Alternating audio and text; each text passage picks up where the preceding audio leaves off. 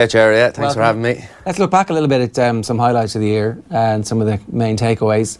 I think Galway finally getting there is good for the game. I mean, I know maybe as somebody who would have competed against them over the years, you don't really want to feel like that about something like this that happens, but fair play to them eventually for getting there. It is, Jerry, and I suppose success breeds success, and like there's only so many years you can go and I suppose stay getting to the final maybe and getting beaten without people, I suppose, giving up on that. But I suppose them getting to the Holy Grail finally, every young, I'd say, hurler from 5, 6, 7, 8 years of age up to 22, 23, they're just out hurling mad, because now they know that we can win an All-Ireland again. Like it was 1988 the last time they won it. And you know, slowly I suppose the supporters start saying, will we ever get there? Is this just what we are? Like you see how long it's taken Mayo. It's not guaranteed that you're going to get over the line. And I think it's just going to give every club, every person in Galway that hope now. Like we'll see him next year. Like they'll play with a different confidence. Definitely in the league, and you'll see him playing with a different confidence that they'll win maybe matches they shouldn't win. Why were they able to do it this year that they weren't previously? Yeah, see, I suppose there's so many little things. But the one thing I would believe in, I suppose, if you stay knocking on that door, it'll open eventually. And like they had a big win against Tipperary in the league, and when you beat the top teams, that gives you that extra bit of confidence. And like we played them in 2012 All-Ireland final, and I'd say by half time they should have had us beaten. And for some reason we weren't playing well and we stayed in the game, and we came back and we ended up beating them, and we didn't even score goals, I don't think, in that second half. Towards nowadays, I think this year Galway were different. They just seemed to stay going. The scoreboard didn't seem to matter. They didn't change their tactics. They just stayed going, attacking. So it seemed like as well that the young lads who came in actually were able to add straight away and live up to their own hype and reputation, because traditionally Galway have these great young teams who would win 2 All-Irelands or back-to-back minors or a minor and an under-21. Oh, this is going to be the team that does it. Yeah. And there was so much expectation and pressure on them that they didn't perform. But this year the young lads were like brilliant for 70 minutes or 75 minutes as required.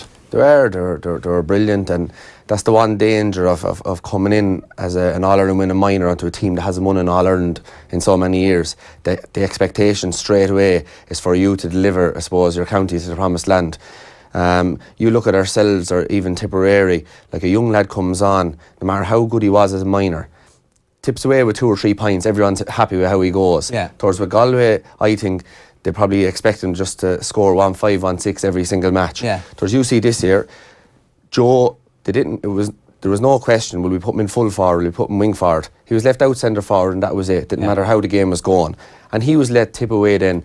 There was no questions, put him in there, that's the best place for them. They just left him out there. So everyone was able to find their own feet. And Conor, I suppose, was for me the find of the year for them so far. Consistently every single day, both in his defending as a corner forward and his attacking. And I think that's the difference between the teams that go on and win it. When they're not in the game, what are they doing? Yeah, he's got that real physical aggression that a lot of corner forwards traditionally don't have. They would shy away. They wouldn't see their job to be to break up or to stop what's coming out. But you know, if you're marking him, you're going to be black and blue at the end of it. Yeah, well, even in my last few years playing, they were the most physical team I came across. Just when you had the ball, they're so strong. And so you look at all their attackers now, like they're all nearly 6'0", bar Conor, and he's still kind of a block of a young fella. Yeah. So if you have a big guy like that and well able to hurl, it's going to be much more difficult. Yeah, they've got the skill set all right. I think you were making the point at the roadshow before the All-Ireland that if Galway or indeed Waterford had gone on to win it, it would be much tougher than any of the All-Irelands you were involved with, because you came in and you were winning straight away, and being in that winning mentality is much easier. It's a much easier place to be than actually trying to find that promised land and getting into that winning habit. It is, and I suppose that's where they'll be next year. Like, they don't have to prove themselves to anyone anymore. It's just a case going on and try and win another All-Ireland. They've no doubts now that on the big day they can perform. Like when Waterford, who weren't in the game, scored that 2 goals in the first half, they came back into it. I think with 10 minutes to go, there was still only 2 or 3 points in it. So them Galway players were probably still saying to themselves, is this going to happen again? Are we going to get beaten on the line? But they didn't. They got through a tight game. So now going forward, when that happens next year, them doubts won't be as strong, because they'll say to themselves, well, on the big days we done it. And I think that's where it'll be a big lift for them Galway players over the next few years. What about Waterford? You mentioned them there. Like, it's progress of sorts, but it's not like, so a semi-final last year, a final this year, a big win against Kilkenny for the first time and in 50 years. And you definitely feel like they're the ones who are next primed to make it, but as we've talked about Mayo, there's no guarantees that they're going to automatically step up now and be able to win All-Ireland next year. Yeah, there's no guarantees whatsoever, and you look at how hard it is to get to an All-Ireland final or a semi-final, what it took for Waterford to get there. There's no guarantees they'll get there again. Now the only thing is, with Derek back there again, he's very, very level-headed, and any of his interviews that you'd read, he seems to be able to get him into a good place, and the guys will all love going back, they'll all love playing. But I suppose it goes back to the argument of their tactics again, like when it comes to the elite level, so that's usually semi-finals and finals, when you're playing against the top teams, can you stay inviting them on and getting away with it? Because when you play so many guys back, you're inviting basically the opposition on against you. Now that's okay if you're playing against a forward division or a midfield division that aren't going to put up big scores, but usually you're in an All-Ireland final because you put up big scores. And if you see what happened in the final, like Galway, like in the first few minutes they had so many scores, five or 6 points got, and you just can't give guys that much, I suppose, space in around their own forward division. So I think Eric is going back, but I think he has big decisions to make in regards to what way they're going to play. I thought it was interesting too that Austin Gleeson did come out and say, I found it difficult carrying the burden of being hurler of the year. And like, you forget that because he's been around and doing magical stuff for 3 or 4 years, you forget that he's still really a kid in comparison to a lot of other of the hurlers who we now come to expect to be seasoned hurlers. So hopefully he'll progress for that. Yeah, sure, hopefully the pressure will come off him a bit there now, but like, it is difficult. If you look at any of their forwards, like young Bennett, I know Brick used to win a lot of ball out in the half-forward line. Like Patrick Hearn was finding it hard to get into the team. Morris used to come on the last 20 minutes. But it's hard for their forwards to stand out. And he was in, when he was playing his best hurling, Austin was in that forward line. But you're 4 forwards versus 6 backs. Yeah. Like, it's very difficult to do what he's trying to do. Whereas if he was playing in the orthodox 6 versus 6, maybe the same pressure wouldn't be on him. Now, it'd be different if he was put back, maybe centre back. Yeah, what do you think of that? Well, if he was put back and centre back in that kind of a formation that they're playing, I'd imagine he'd be on a mountain of ball. Yeah. Because he could just go his I suppose, strength is his ability to read the game. Yeah. So he's just going to be where that ball is. He's so strong, so good there that he'll win it if he's there. So if he's back centre back, I think you'd see. No, I still thought he had a good year as well. I know he was in Novan in the final, but yeah, he had a good year for anybody. But when you have his talent, you kind of want him to be one of the top hurlers in the country, and so that's kind of where the difference is. Is his future centre back maybe? It is if they stay play the formation they're playing. To get the best, if we want to see Austin Gleeson being the best hurler in Ireland day in, day out, I think that's where. I just don't think anyone can be the best hurler in Ireland up when you're playing a forward division of maybe 4 versus 6 or 3 versus 6. Yeah. Because you're just going to be outnumbered unless you win that ball first time. If it breaks left or right, you have no chance. So in their current formation, if you want to see Austin Gleeson maybe hurler of the year again, I would say back in the back somewhere, centre back. He's kind of living with that tag as well, though, isn't it? It's really tough being a talisman. You look at Tony Kelly, and it's kind of the same point post-2013. Still puts in really good seasons, but potentially will never reach that promised land of being the best hurler in the country once again. Yeah, and I suppose it's so funny. Like, a lot of it as well depends on how your team goes and that. Like, you look at Tony Kelly with Ballier. We were talking about the same way we're talking about Conor Callahan at the moment. Tony Kelly last, say, February or March before the All-Ireland final will say he was the best hurler in Ireland. Everyone would have been, I suppose, commenting on that fact. He was just brilliant in bringing the Ballier to the Munster final and bringing them to their county final. I think the way Tony plays, he would be a much smaller player. So his, I suppose, strength is in his ability to find space and get onto the breaking ball. And what seemed to happen in the Club All-Ireland last year was Coola just put a man marker on him and he just followed him.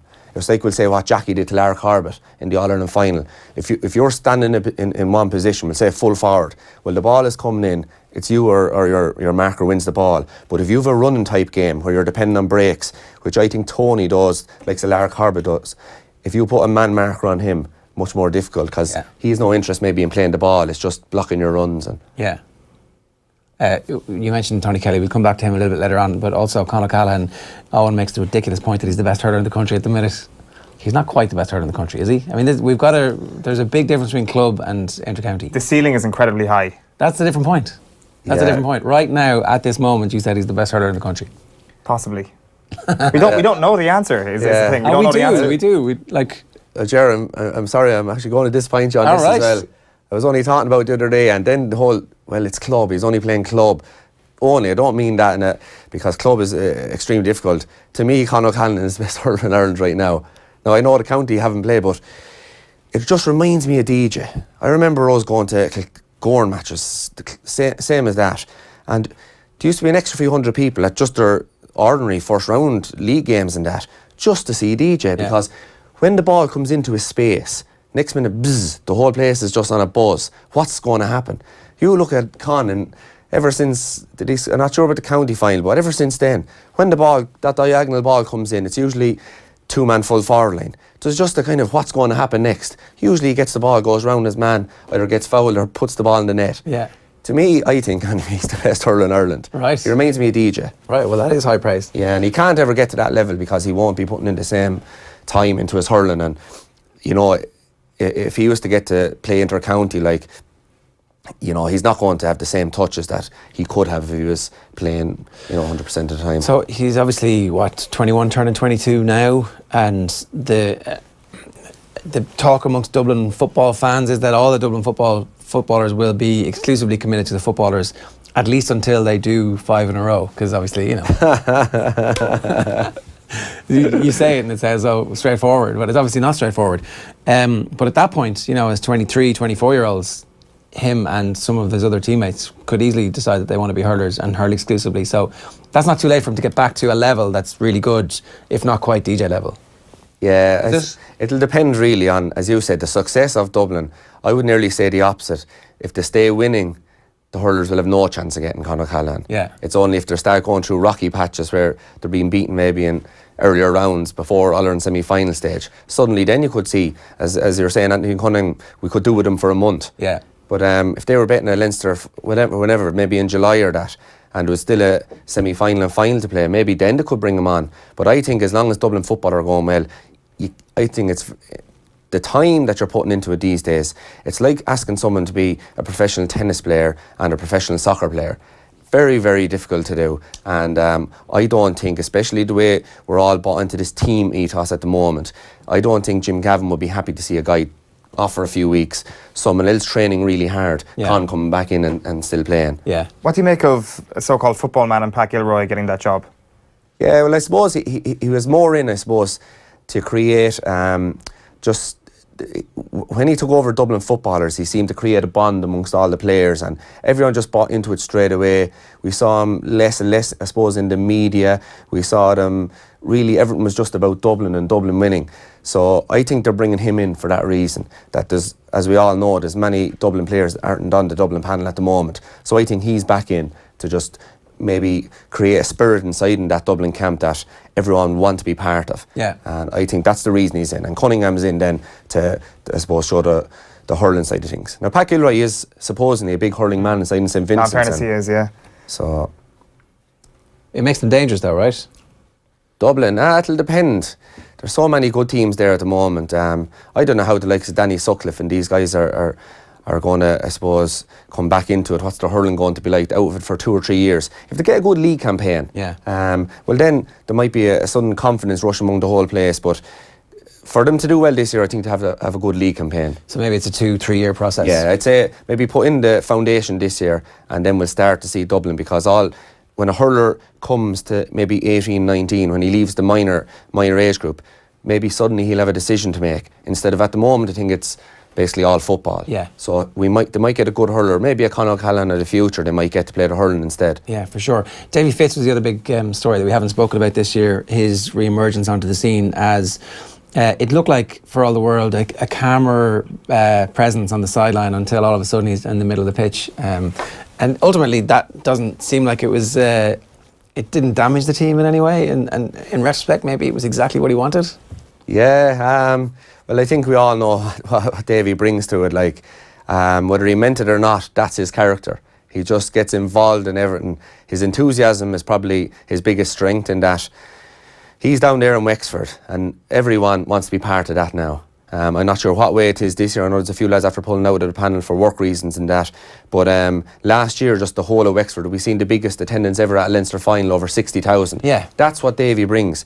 When you bring enthusiasm that to any job, to any sport, well, it brings guys with you.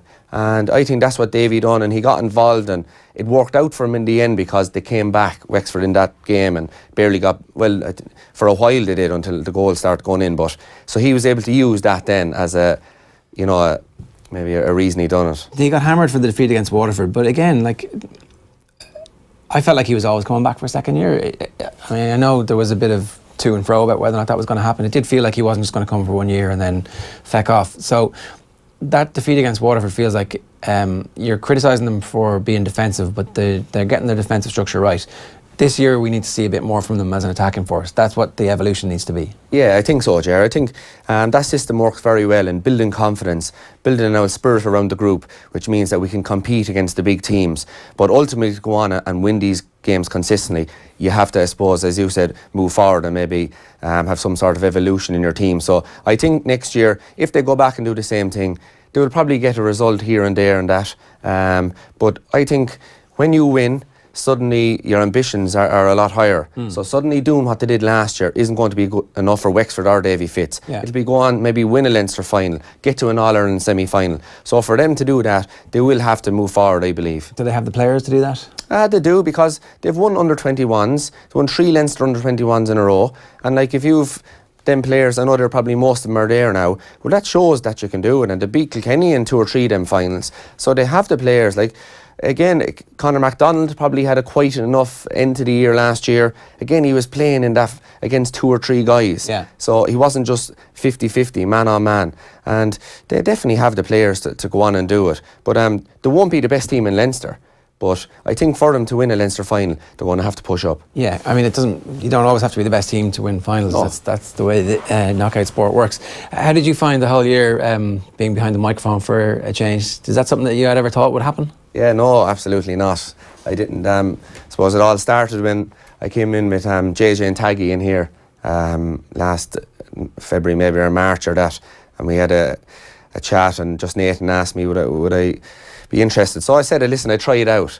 But what I didn't, I love the live stuff. You probably guessed that from the games. I love being just there, even the morning of it. You're thinking of what way the game is going to go, and and I do look up a lot of guys on YouTube and that, of how they're kind of commentating on games and that. And so I suppose, what do I try and do? I just try and get involved in the game. Like, yeah. You're learning off the best. Like, I'd be trying to read up on Micheál Martig, Micheál O'Hare, Marty, like, and you'd be trying to take tips off them guys. And I just found I enjoyed it. I love the live stuff, the game day, because it's bringing back that kind of nerves, the excitement, the enthusiasm, and you're just getting involved in it then, and trying to keep yourself calm then is probably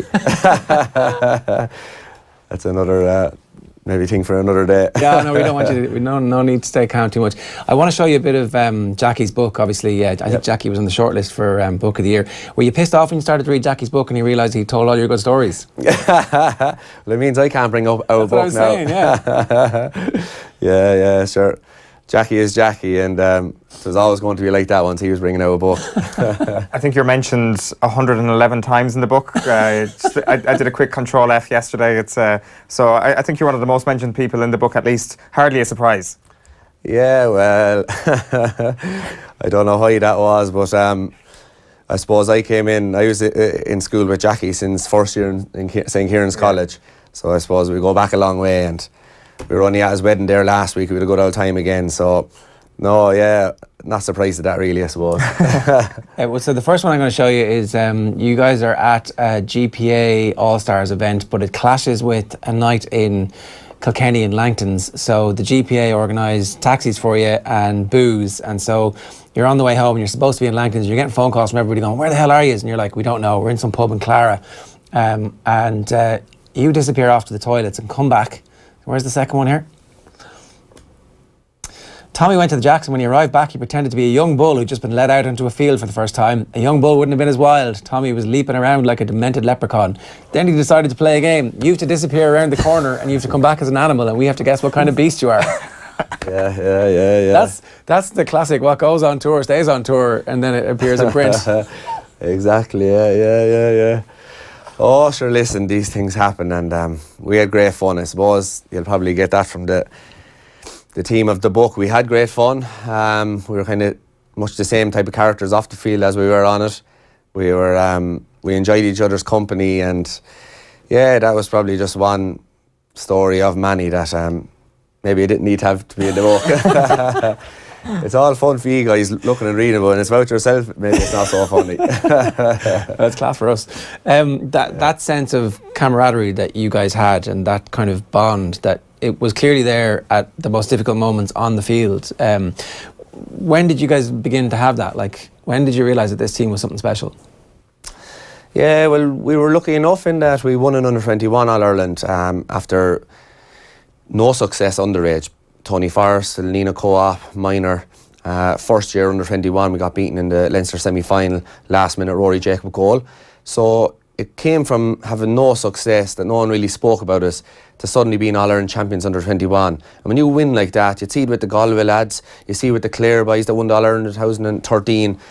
Winning creates a bond with guys, because like that you're out celebrating together for a few months, and you just get closer. You're spending so much time together, and then obviously when you're winning, guys are telling you you're great lads. Yeah. And sure, it's all positive, all great stuff. So who was on that team, that under-21 team? The under-21, so there was the one that won it. Yeah. Jackie was captain. There was myself, David Herity, Taggy, JJ. They were doing the guys, I suppose, that were... Conor Phelan was on it. He won the All-Ireland 2003. And a few more guys that are still brilliant club players. Yeah. So we'd still all be very close, a lot of us. And so I suppose that's where it started. And most of us were on that team that got beaten the year before by Wexford. So, and we were on the same guys. We were on the minor team that were beaten by Offaly. We're the first Kilkenny minor team to be beaten in 10 years. Right. So that's where it came from. And when you win, then we just created that bond. Yeah, I think Jackie describes you as the black sheep of Kilkenny after that 2000 minor loss to Offaly. I think 11 years was the gap since Kilkenny had been beaten. But like at that time, once the under-21 success starts to come, he tells a very good story about the two of you meeting Brian Cody in town, and he says you're going very well, and you end up dyeing your hair blonde. And I think it ends up working out a little bit better for you because your performances match it, whereas Jackie goes through a bit of a patchy spell of form.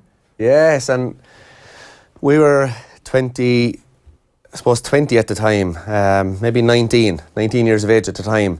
So you're not really thinking about anything at that stage. You just kind of go with the flow, and the two of us, that was the time of the bleached heads where everyone had them.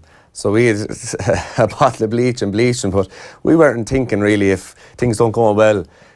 Cody, well, sure, we weren't involved. Involved in Cody's that stage, but the under-21 guys would hold it against us. And sure, the very next game, we went out against Wexford, but we still didn't think anything of it. I think when you're young, that's the joy of being young. You just go with things and you're not thinking of consequences of anything. So, but that was the fun we had, like, you know. And the thing about it is, though, I suppose, looking at that, maybe you might be thinking we were out having a ball the whole time. This was after matches. Yeah. So there was no guys going for a few drinks of a Saturday night, you know, other than if there was a championship match on. Yeah. So there's no guy sneaking off to the local for 2 or 3 pints. This was all, we won, we lost, and we went out together. And were you obsessed with hurling for Kilkenny at that stage? Like, was that the be-all and end-all of everything it was? Or did you kind of think, this is something I do, it wasn't incidental? No, and I suppose this, like, there's so many different personalities in that panel. So you have Jackie, who's obsessed with preparation, obsessed with training, obsessed with, diet, hydration, doing everything that meant he was going to be right for training and the matches. Towards I just loved the games.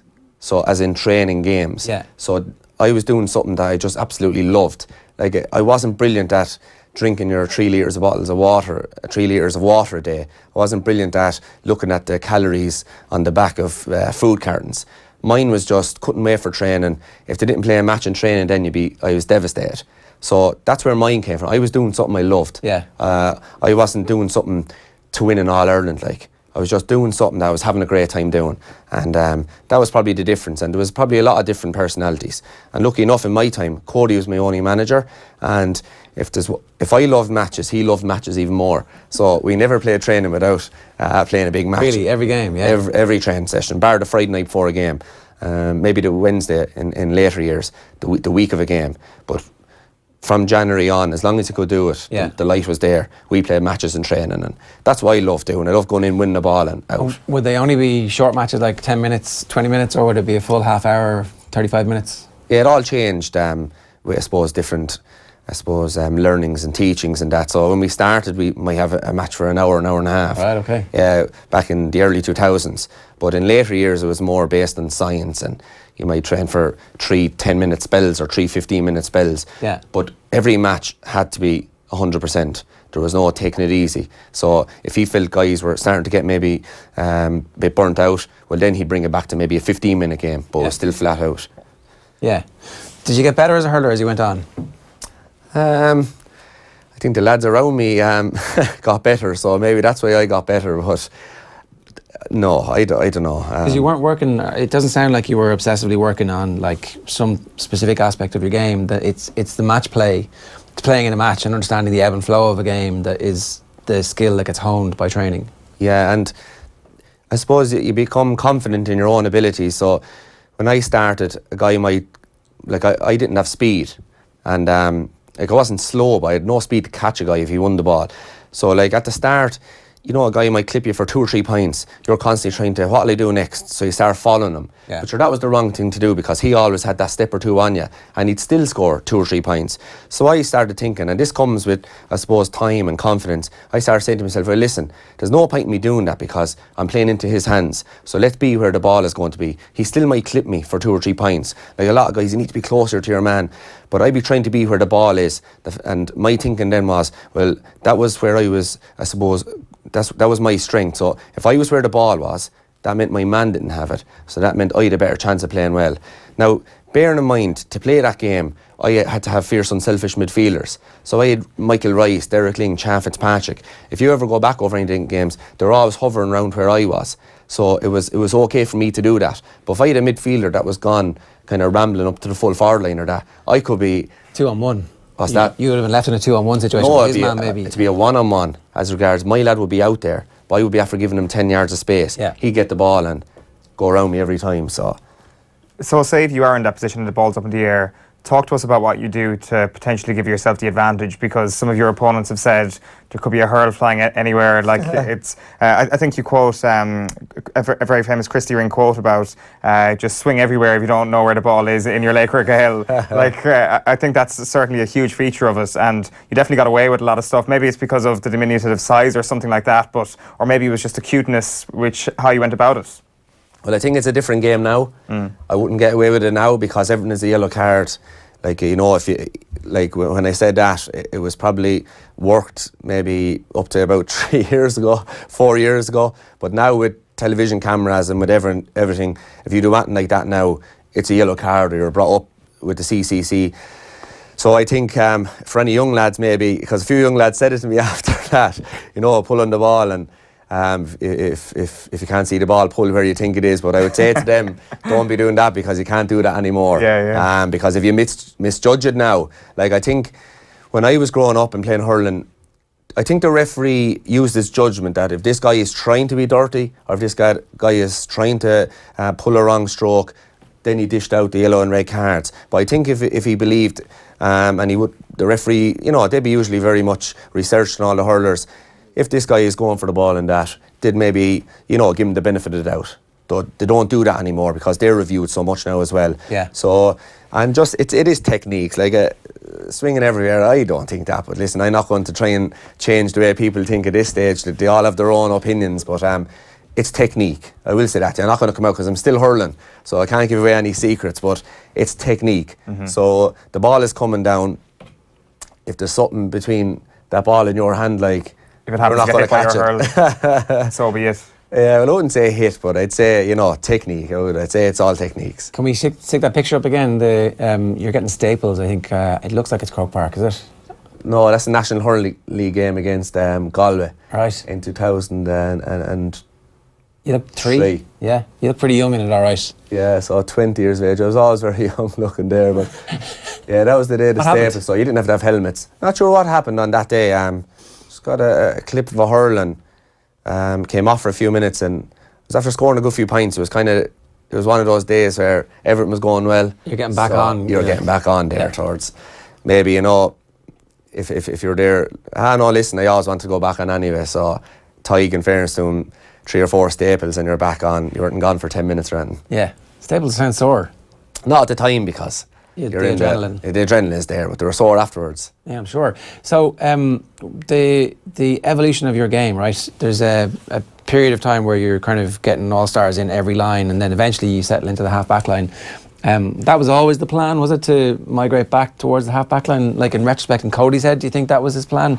Get Tommy in the team, get him game time, get him experience, but we want him to be a right half-back. Yeah, I wouldn't think so. I'd say just the way it worked out, that was where I was home. Was like, I never played in midfield or the forwards, bar 1 or 2 games until I played with Kilkenny. I was always a corner back. Even wing back, I didn't play there till I was a Kilkenny minor. So it was never even thought of to play me in the forwards. And then I suppose I was young at that stage, so Brian felt that he wanted me to play, but he didn't want me in the backs, I suppose. And then I was very attacking in regards. Yeah, but were you a defensive forward as well? Like, would you have kind of felt part of your job was to stop their half-back line from launching attacks, or were you exclusively, fact this, I'm going to clip 3 or 4 points? Yeah, no, I was exclusively effective. Clip 3 or 4 points if I could. Go everywhere, and maybe that's why I went back into the backs. I probably wouldn't stay in my position. And even the year before, 2005, you see, we played Galway, and I was playing midfield. And again, I had a very good game. But the problem was, I was marking David Tierney. You remember David, the long hair coming out of the white round micro helmet, and he had a brilliant game as well. So I'd say Brian just said, listen, we need to get this guy into a set position so that he has a man to mark and he'll stay somewhat in that position. So I think that was the reasoning why he wanted to put me back there, is because it was always where I was home, as the backs. I was always facing the ball. Is that a conversation? Is that like a chat, or is it just there's a training game and you're playing right half back and that's it, it's done? Yeah, no, it's a simple enough conversation that, Tommy, you're playing the backs. Go out and play. That's it. There's no, where would you rather play or where would you like to play, which I wasn't into anyway. Yeah. I'm not into talking to managers, or, you know what I mean? Like, why is he going to tell me you're playing well? You know you're playing well. You're playing poor, you know you're playing poor. Yeah. I think a player knows how he's playing. A player knows what he's doing wrong. The specifics of the role, even at right half back, we want you to stay in that position because our half back line is going to effectively be this very important line for us for the next 5 years, and we want you to stay there? Or is it like, just play right half back and do what you do? Yeah, well, it changes the whole time, but at that particular time we were kind of zonal, if you like, so we played our positions. Yeah. Because they started to run us. So a half-forward line, I think it was 2004, we played Wexford, and every time their half-forward, the right half-forward ran to the left half-forward position, and the backs were running with them. So next minute there was just a load of space created. Okay, yeah. So it did its job perfectly. So for the next few years then, from 2006 for probably 3 or 4 years, it was all zonal. So if Brian Hogan's man came running out to me, so that was Niall McCarthy saying the 6th final, if he was going to run out, I was going to stay and go with him, and Brian would shift across maybe and pick up my guy. So just for a few years we played zonal, but we had to change that again after we were beaten in the 2010 final. Who decided about the zonal stuff? Like, is that a conversation? I guess it has to be, like, this is our plan. And how's that communicated? Yeah, well, basically we used to have a lot of team talks. So like a business would have now, like, you'd have your chats and different groups would come up with different things, but it usually ended up with what Brian wanted. So, you know, but like, you had so many great heads, like, you know, you had Henry and JJ, Jackie, like, brilliant hurling heads, like, so I think that was the great thing about the Kilkenny management, in that they were willing to, I suppose, tap into that knowledge, and, you know, they never came up to you maybe personally and said, well, what do you think we should do? But, you know, maybe 2 or 3 times a year, maybe a bit less, once or twice a year, we'd have meetings on how we're going to win the All-Ireland and that, and, you know, usually it kind of, we looked on how we were going, and that time we were winning the whole time, so it was just try and keep it going. Obviously when we lost then 4 years later, we had to change things around a bit. Because it seems Brian can often be quite set in his ways, or that's just the way we perceive him, but that's clearly not the case. He was willing to adapt. Yeah, and I don't think you're going to last as long as Brian Cody did if you're going to be a dictator and everything is black and white. He's very much common sense would be just a massive part of Brian's set up, and if he felt it was going to improve his team, well, his whole number one priority was the Kilkenny hurling team. It wasn't Brian Cody, it wasn't Jackie, it wasn't David Herty. His was, if it's going to help this Kilkenny hurling team, I'm willing to do it. And he felt at times that it was worth asking the players, as a group. And definitely it probably paid off for him. And if he liked it, I suppose he went with it. If he didn't, he discarded it. So common sense, I would say, was a massive part of Brian Cody's setup. Is the defeat to Tipperary in the drive for 5, is that the one that stops the zonal, because you realise it stops working that day? Is that what happens? It is, and it probably stopped working the year before in 2009, only for PJ Ryan had such a brilliant game. Like, they could have put 3 or 4 goals past us, more goals that were chances that Tipperary forwards usually take. Yeah. But PJ Ryan was just in the form of his life. So it probably stopped working the year before. And then You didn't need to change it because you won the All-Ireland. Well, when we win, don't broke, don't fix. We probably did need to change it, but because, as you said, if it's not broken, don't fix it. So the year after then, sure, Lara, I think, scored, Tipperary definitely, I think, got 7 goals in the Munster final against Waterford. I think Lara could have got maybe 4 of those. So we felt that Lara he used to win by just making breaks, and then he's on because there was loads of space created. Yeah. So that's why we put some on Jackie on Lar. So that cut out, no matter whether it broke, Jackie would be beside him. So that at least there would be no space as such. Yeah. And we had to go back to man on man then at that stage. Yeah. So, I mean, that's a tricky enough job because Lar's obviously really fast. Yeah. It's like you're man on man on him, but it worked.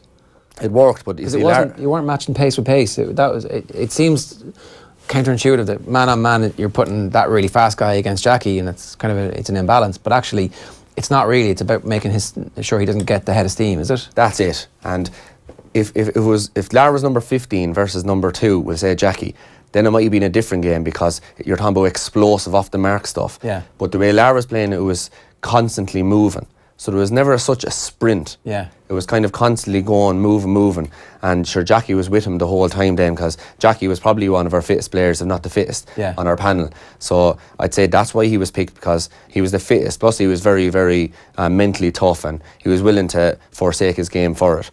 Tell us about the defeat in the drive for 5. Like, does it rankle now, or do you kind of go, well, we won 4 in a row, so it doesn't really matter? Like, what's your take on it now at this remove? Yeah, no, I've no regrets about it whatsoever. Like, the 5-0 meant absolutely nothing to me. To be nice looking back now after winning 5-0, I know, but no, because we went on and we won 0-11, and the way I look at it, 11 was a great day. Yeah. And maybe without 10 we wouldn't have had 11, because when it comes down to it, and like, you're always talking about performance, and you're reading books, and you're listening to different coaches, and it's all about performance. But I think ultimately when it does come down to it, it's about winning, and it's about that feeling. It's about that feeling that you have when the final whistle goes, that only after winning, maybe as in the final game, so whether that's an All-Ireland final, a county final, say a World Cup final, that's when you get the ultimate joy. So we got that then after 11 again, and yeah, it's nice looking back now after winning 4 in a row, but to me it's just like now I'm craving for another win. Yeah. We haven't won in a while there now. My last time involved with Kilkenny was 2014, and even that I obviously didn't get the same unbridled joy because I was a sub that year. But I think that's what you're craving. So records and that, they're nice, and they're nice when people say them to you, but it's winning is where I can see now, like, and I wouldn't have been like Sir Ray Keane and these guys. No, the only thing is he probably didn't enjoy it when he won it. Yeah, he says that he needed to enjoy it a bit more in that respect. So I can see where he's coming from, but I do enjoy the victories, and we enjoy the victories as in you're delighted for maybe a month or two. Yeah. But that's what you crave, is that. Was the dressing room after 2010 an inspiration in 2011, or did you kind of just park it and go, we now have a rival who are worthy adversaries? Like, what was that dressing room like? Yeah, well, the dressing room was, I suppose, listen, we were so used to winning. What do we do now? Yeah, it wasn't it wasn't complete devastation, like, because if you're going up trying to win your first one, say if Galway, I'm sure the Waterford dressing room this year was absolute devastation, because you're wondering, can we ever get here again? But I think for us, we were after winning 4 in a row, so we were after tasting victory 4 times in a row. So it only started to develop then over the week or two after that, the months or two. You're watching the Tipperary players in the papers. You're watching them up at all the awards. you're watching him on the late show, you've seen it all. That's when it all starts to, because, you know, I suppose you start to get envious, and you know what a great time they're having, and you want to have that. So I would say not just the dressing room, I'd say the 3 or 4 months after it was definitely the hungriest winter we ever put in, I think, in my time, because when we used to meet each other, we'd be talking about couldn't wait for Tipperary. We were playing them in February, and, you know, it wasn't the All-Ireland final we were waiting for. We just couldn't wait. I think we had them in Thurles, and we just couldn't wait for it. And it was an enjoyable winter from that point of view as well. I'd say the carrot of losing 2010 was even kind of more of a carrot to you that year than, say, Waterford's loss this year will be to them, because, as you say, you had tasted success 4 times in a row. You knew exactly how good it was, so it added to that hurt of the defeat as well. Yeah, definitely. And we could use it as motivation, I suppose. Waterford can use it as motivation, but they also have to, I suppose, build belief in that they can do it. They can perform on the biggest stage. So I think that would be the difference between the two losses. When the end comes, was it obvious? Like, did you know that's the end, I have to go, or was it I can still do this? Yeah, well, I still thought I could do it, but I wasn't being picked. I had my mind made up in April that year. I was after training from. It's funny, the older you get, the more preparation you put into it. You're still only 30, 31 at this stage. Still, I was 31 that year, yeah. But there was 4 of us though. There was Jackie, Hoagie, Jage and myself, all over the 30. Yeah. And we were after obviously getting beaten, and Clare were that young team after winning 2013. So Brian obviously had it in his head that he needed a shake-up here, and there wasn't going to be 4 of us. And so I wasn't playing. I played something like 2 matches between November and in 6 months, April. And as I told you earlier on, like, it wasn't the All-Irelands. Yes, they were brilliant, and that's what you wanted, but the first thing was I love playing. Yeah. So once I wasn't being picked, that was it. And then he put me up into the forwards. So I didn't enjoy the forwards. Like, I don't enjoy the forwards. So, you know, and I came back into form, but I still wasn't as good as what was there in the forward division, no matter what kind of form I was in. Did it make it easier that the brother came in for you initially at that time in the league? Or worse? Not really, no. It was still hard. But it made it easier that, like, I was still shouting, you know, I was still delighted for him. Like, there was no... I know usually when a guy replaces you, you're really hoping maybe he doesn't go so well, but the team still wins, you know. But then you grow bonds with guys, and you don't want that to happen either. But then when it's your brother altogether, you definitely can't wish he doesn't go well. So I was delighted for him, and I was delighted for a lot of Kilkenny players that hadn't won. Conor Fogarty, like, was a sub. You know, you have to try and think, like, because otherwise you become selfish in that. So I was trying to think, how am I going to enjoy this? So I was thinking, first of all, obviously you're trying to get back in the team, but when you don't get back, how are you going to enjoy it? So I was just thinking of the likes of Lester Ryans, Conor Fogarty's, Pádraig. These guys were all subs when I was playing. So when I was winning All-Irelands, it wasn't because of myself. Them lads were driving us in training. So I had to kind of park the bus a little bit and say, listen, it's time to help out these guys. They helped out myself and everyone else long enough. So that's the way I was kind of trying to... But it didn't take away, it was tough now. Did you think that was actually a hard year for Brian? Because it seems, especially from reading Jackie's book, that you were one of his favourite players. He certainly saw something of himself in you. Did he have some difficulty kind of leaving you on the bench that summer, knowing what you had done for the county before?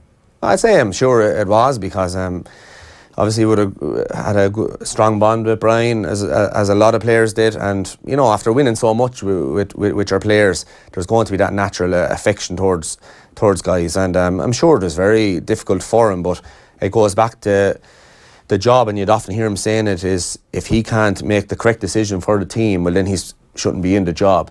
So I'd say he realised how tough it was, but said, listen, I'm here for a reason. I'm not here to keep Tommy Walsh happy or to keep anyone happy. I'm here for Kilkenny to win All-Irelands. Did he have many conversations about that process of kind of leaving you on the bench for the entire season?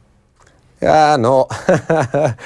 No conversations whatsoever, but I didn't want them, you know. Like, some guys would have went up to me, I think. Go away and work on this and you might get back in, because it's all nonsense, right? Yeah, I think. And I knew as well, like, if it was back in the backs, it would have been different, because once I came into form there then, you'd be knocking down the door like I should be playing because you have that confidence in yourself. But in the forwards, I never really believed probably... I knew I could hurl, and there's days I could score 4 and 5 points, but... When you moved to the forwards, that was it, you were forward. You weren't actually trying out for the backs anymore. In training matches, you always played forward. Is that what happened? Always played forwards, I just assumed that was like get some game time into them and then we're moving back into the backs later on in the summer, but that didn't happen. Yeah, no, that didn't happen. I was in the forwards the whole time from then on. All right. Time to time, maybe you might be put back midfield or that. Yeah. But I could just wander back into the half-back line here and remind you all of that. yeah. Make a few switches myself. Yeah. Brian just said. I didn't hear it. The funny thing about it is, like, and you wouldn't hear it spoken about much, but when you're actually dropped, it's nearly worse when the team is going well, because suddenly you realise they don't need me. And towards at least if the team, like for Jackie, they were losing, so at least he can go off in his own head and say, well, he could have picked me there, and I could have been the difference. Towards I didn't even have that kind of comfort that if he picked me now, we could be winning. Mine was, well, he hasn't picked me and they're still winning well, so that's a harsh lesson, all right. Yeah, it is tough. There was one last thing we wanted to bring up from Jackie's book. This is a story about Tony Kelly, and this is, you're all away, right? You're on a night out in Wexford for Brian Dowling's stag. We were all juiced up on the Friday night, especially Tommy Walsh. He approached me with that glint in his eye, shining with a mad fusion of craziness and intent. Who do you want? What? I want Tony Kelly anyway. What are you raving about, Tommy? You can have Podge if you want him. He looks over at JJ. JJ, you can take Conor McGrath. And the whole night it keeps going. This is you just getting into their heads. These two young bucks can't have us. No, I think it was like the time Tipperary was beat us in 2010. I was probably saying that for 3 months about Bonnermar.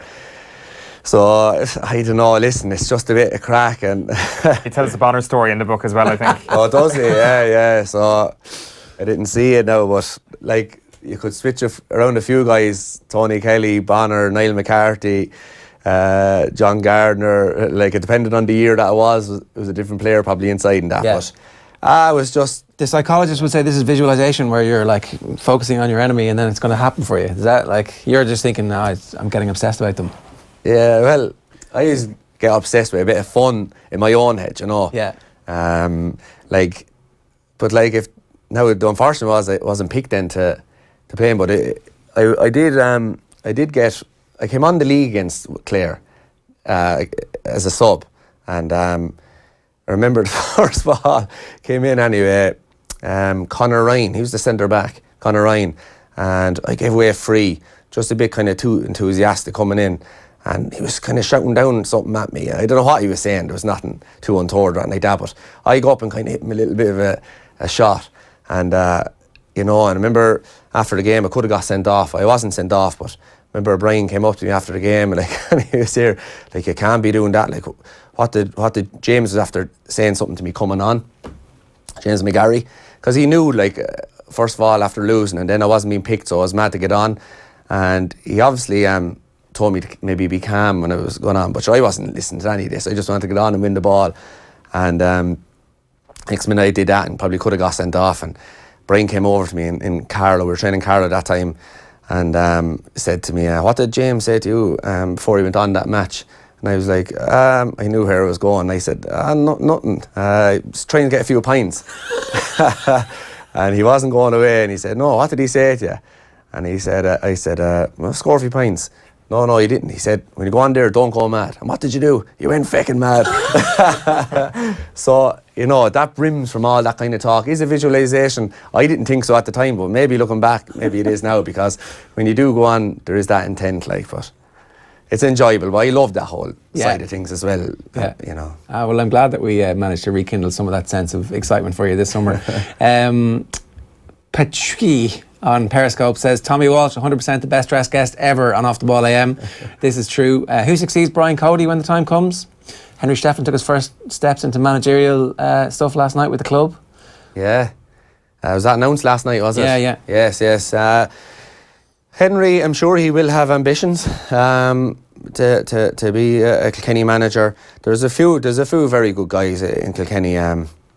Like Martin Fogarty was there before as a selector. Adrian Finan was underage manager for a few years, under 21 and that. You have Henry himself, a few other guys. Like, I know Brian a long time, and I don't see him going anywhere. Yeah. So it'll depend on when he does decide to hang up the boots, because everyone will be at different stages of their careers then. So It could be a decade away. Like. sure, it could be a decade again. Yeah. So it'll be a different, it could be Conor Fogarty or some young fella now, He was in the office yesterday doing a photo call with Pat Kenny and a couple of young lads with hurls, and I was like, yeah, that is a fit and healthy looking man. Not a pick on him, like. And he loves what he's doing. Yeah. And you, like yourself there, Ger, guys, when they love what they're doing, they end up being brilliant at it. Like, and, Brian Cody will stay going like that for as long as he's enjoying it. And his wife, Elsie, very much loves it as well. So he has that whole, he has that support from home. Fierce Andy watching the show at 3:45 p.m. since I'm living in Taiwan, says Andy. Good man yourself. A great way to get through the last hour of work. Thanks very much for that. And then a load of people, Dan on Twitter and Suzanne, had the same question. Who was the toughest opponent you ever faced? Ben O'Connor from Cork. Right. Now you have to rewind back to the time it was as well.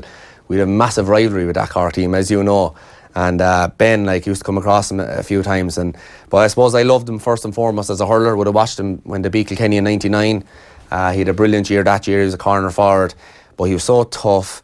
He was so skillful. He was Newtown, Shandrum were a brilliant club team at the time, and himself and Jerry used to run the roost with them as well. So I had massive respect for him as a hurler before even marking him, and then to get the chance to mark him, then there was no quarter given. So he was the toughest I've marked. You would have been a cornerback coming onto the team at that stage, marking him as a corner forward? No, it would have been different games, challenge matches, league games, championships, so usually around wing back it would have been. Okay, because he would have played a lot of midfield as well, kind of as a third midfielder.